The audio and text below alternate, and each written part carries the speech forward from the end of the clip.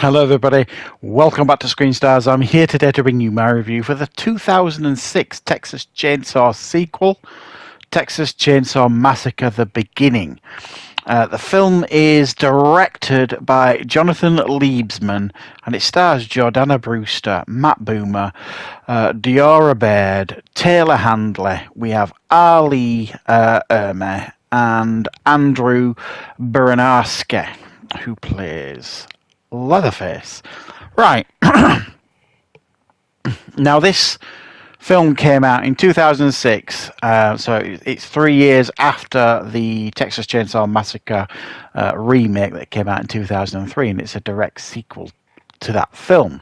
However, it's a prequel.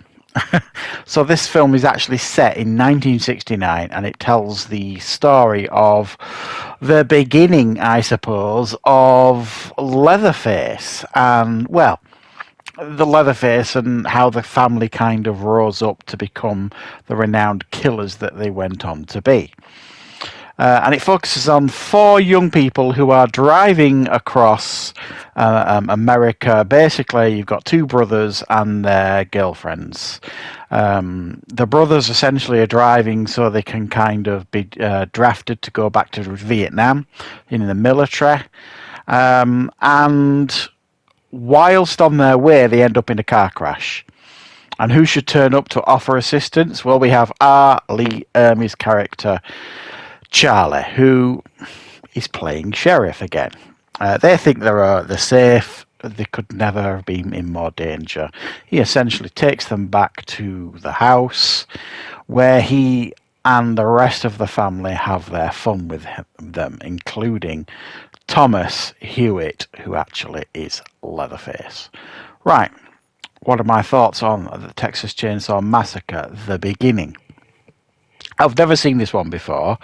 As I mentioned a few weeks ago, the only two Texas Chainsaw Massacre films that I personally had seen is the original from 1974, and it's a long, long time since I've seen that one. Obviously, I re-watched that one recently to review that just last week on the channel. And the 2003 remake, which I've always been quite a fan of. So I've never seen any other, apart from the Netflix one that came out a couple of years ago. Not seen any of the others. So I've kind of decided that I'm going to watch the Texas Chainsaw Massacre films and give you my thoughts on them. Now, I didn't even know that this was directly linked to the 2003 one. I didn't know a great deal about this film at all. When it starts talking about the Texas Chainsaw Massacre: The Beginning, I thought it was going to go even further back and focus on Leatherface when he was a boy or something. But no, it's set 5 years before the events of the 2003 remake. So we get to learn how he becomes Leatherface, I suppose. He's always... it shows how the family come to find him as a baby, adopt him, and how he spends many, many years basically working at the slaughterhouse, does Thomas, as he's called. The slaughterhouse closes down. He doesn't have a job anymore. And the family essentially start branching out into murder, I suppose. And the head of that family is Ali Erme, who, as we saw in the 2003 one, he was the sheriff. Well, we'll get to learn in this film that in actual fact he wasn't ever a sheriff. He just basically killed the sheriff and took his uniform. So he is actually worse in this film than he was in the 2003 one, which I didn't think was possible. He was absolutely deplorable in that film. But he manages to outdo himself in this one. And while I think this is a decent sequel or prequel, however you want to look at this, and it's got the feel and the vibe of the 2003 remake, this is, for me, significantly more mean-spirited, I think, than that 2003 one, which seems a bit odd. I mean, the 2003 one wasn't exactly, kiddie stuff. But this one really did feel very mean-spirited at times. You know, just the way they played with the victims and stuff. And some of the things it showed and some of the brutality of some of the kills. It just felt like they were trying to, if you like, to turn the notch up a bit. And I think they forgot that this real strength of not only the 2003 one, but the original was like less is more. But they don't kind of go down that route with this one. It's like, here, this is what I'm showing you. You know, it's more graphic than the 2003 one.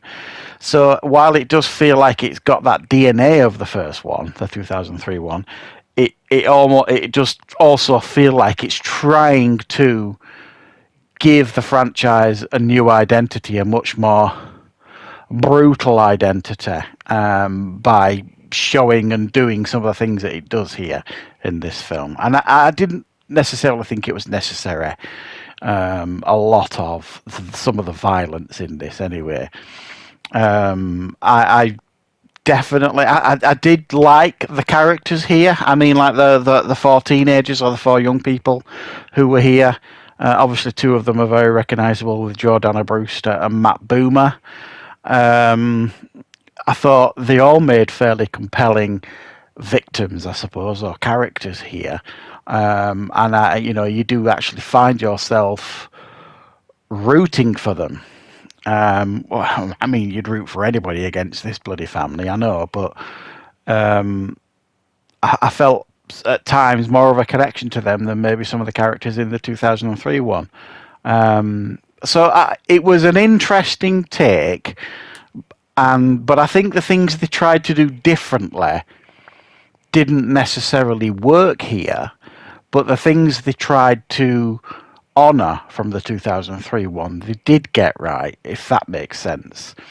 I think they didn't need to maybe deviate too much from that. And I do think at times they did. I mean, did we really need all these questions answering from the 2003 film?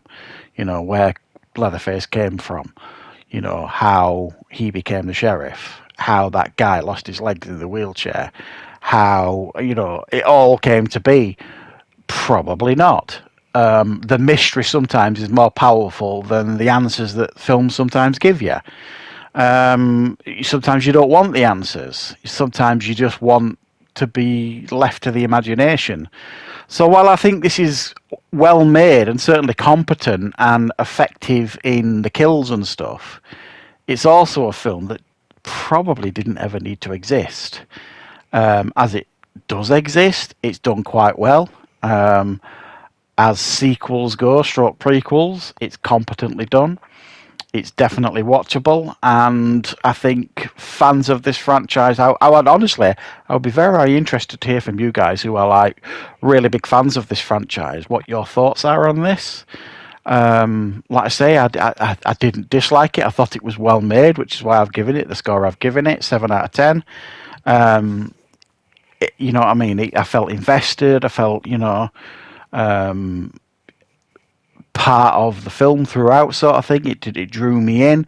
I just felt at times it was, like I say, a little bit overly cruel, and I do question if we actually ever really needed the film in the first place. But you know, that's just me. It's here. It's not a bad prequel, and check it out if you've never seen it. So thanks for watching. And I will, of course, be back with loads more content on the channel very, very soon.